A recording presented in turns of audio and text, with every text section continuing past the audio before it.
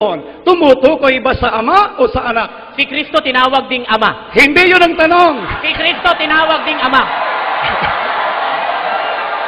Ang tanong maliwanag. Aha. Ang tanong maliwanag. Apo. Diyan sa talatang yan, yun bang Panginoon diyan na tunay na Diyos, Ama o Anak?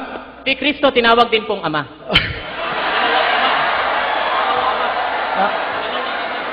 Sa mga tuwid, kung si Kristo ay sinasabi mong Ama, ilan ang Ama mo? Aba, Ama si Kristo, Oh. Ama din ang Diyos. Ayun. Kaya na pong bahala mo dito dyan. Kung, may palawa. Ito pa. Oh.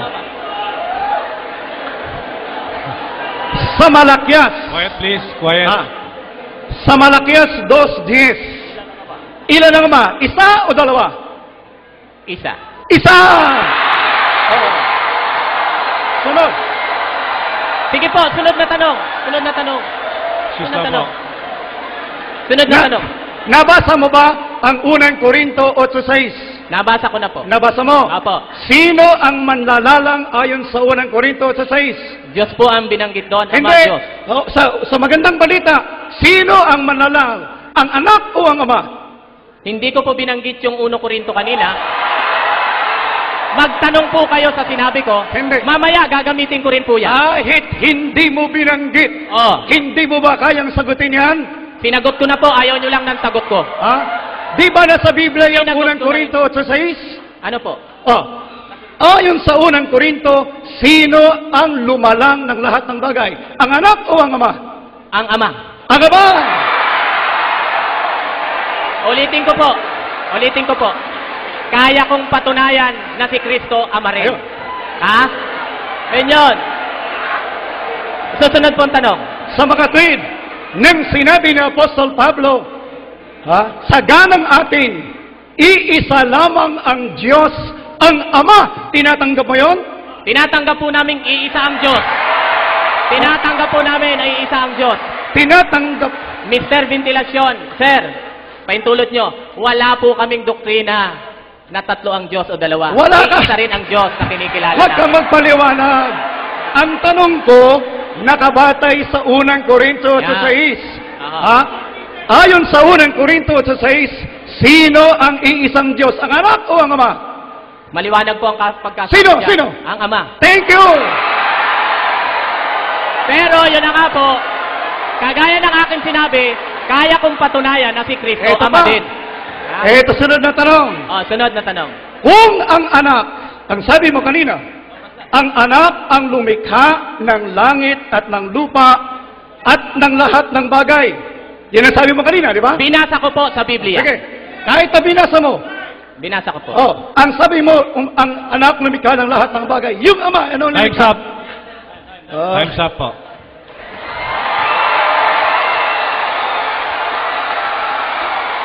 Nag-enjoy ba kayo, mga kaibigan?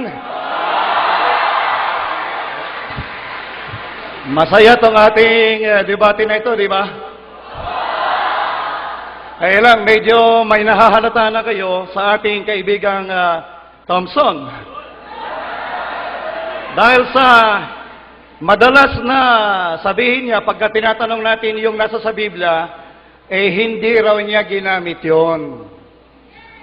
Ngayon, wala naman kaming pinag-usapan na hindi kami pwedeng magtanong nang hindi niya ginamit. Kaya, yung ginagawa niya na sabi niya, hindi ko ginamit yan, palusot lang yan.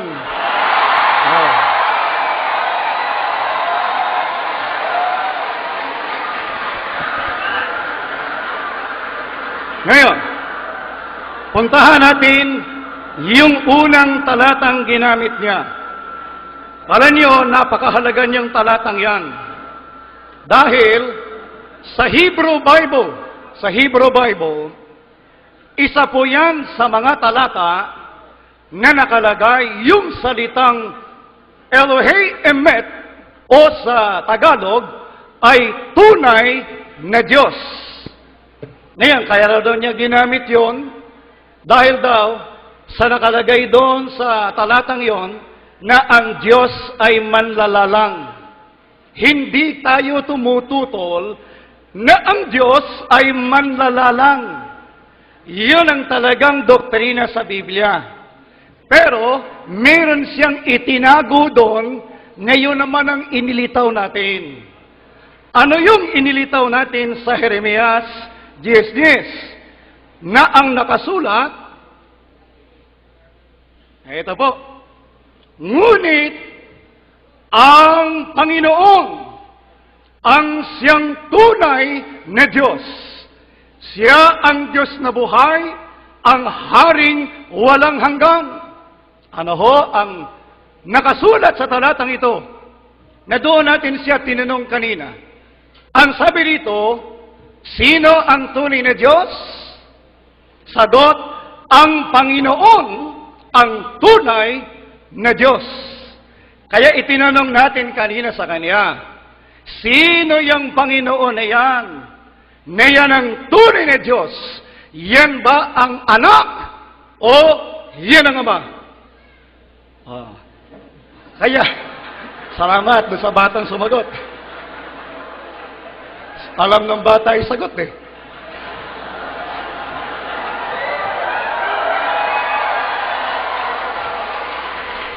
Mabuti siguro yung bata na patayuin natin eh. Ito. Sino yung Panginoon? Sa Isaias 64:8 na yun din ang Panginoon sa Jeremias 10:10. Ang sabi rito, gayunman, O Panginoon, Ikaw ang aming Ama. Ayun. Sa magatid, ayon sa talatang ito, sa Lumang Tipan o Old Testament, yung Ama, yun ang tunay na Diyos. Baka naman meron din siyang kasama pa. Na tunay na Diyos, na sabi niya yung anak niya. Basahin natin muna yung Malakias, Kapitulo 2, ang talata ay 10. Pansinin niyo ha. Sabi na kasi kanina, dalawa raw yung ama. Napansin niyo ba? Sabi na kanina, dalawa ama, pati raw si Kristo, ano na, Brother Ray? Ama rin, di ba? Okay. Pero, ano sabi ng propeta? Sige, dito natin basahin sa dating salin. Wala baga tayong lahat na isang ama? Ilan? Hindi baga isang Diyos ang lumalang sa atin? Ilan ang Diyos na lumalang? Kasama ba ang anak doon? Sino ang lumalang ng lahat ng bagay? Ang Ama. Ngayon, ito pa. Yung binasa ko ay ito naman, New Filipino Version. Hindi ba iisa ang Ama nating lahat? Ayan, ilan ang Ama? Sino yan? Hindi ba iisa ang Diyos na ano? Na lumalang sa ating lahat. Sino ang lumalang sa ating lahat? Ang Ama. Sa ayon sa Kanya, hindi sa Biblia, sino naman lumalang ng lahat? Ang Anak. Sa magatid, dalawa para sa Kanya ang manlalalang. Dalawa! Sabi sa Biblia, ilan? Iisa ang Diyos na lumalang. Baka sabihin niya, Old Testament yan eh. Hindi. Basahin natin sa New Testament. Sa New Testament ba, ayon sa mga apostol, ilan ang lumalang? Anak ba yon o ang Ama? Basa tayo.